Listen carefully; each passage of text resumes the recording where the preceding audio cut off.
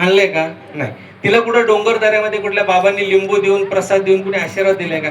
ती एक सामान्य व्यक्ती आहे, सामान्य पद्धतीने, पण तिची ज्या पद्धतीनं जोपासना झालेली आहे त्या पद्धतीनं ती तिचं जीवन जगते. म्हणून मुलांचं संगोपन करताना त्याच्या जोपासनेकडे लक्ष द्या. तुझ्या वैचारिक प्रगल्भतेला खूप खूप अभिनंदन आणि खूप खूप छान. अशीच पुढे जात राहा आणि असंच खूप छान छान बोलत जा. मला खात्री पटलेली की आमच्या नंतरची दुसरी पिढी तयार झालेली आहे, त्यामुळे आता आम्ही रिटायर व्हायला मोकळे आहे. All the best you. अनन्याचा सत्कार होतोय.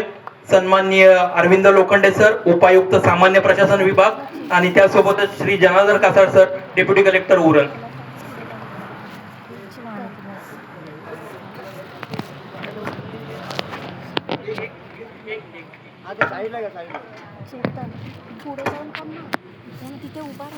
इथून दिसतं बरोबर. फोटो काढायला उठून समोर आलात तरी चालेल.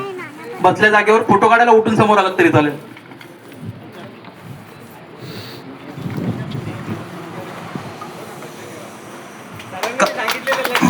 कासार समाजातील नवनिर्वाचित व्यक्ती अनन्या साळवी हिचा सत्कार होतोय.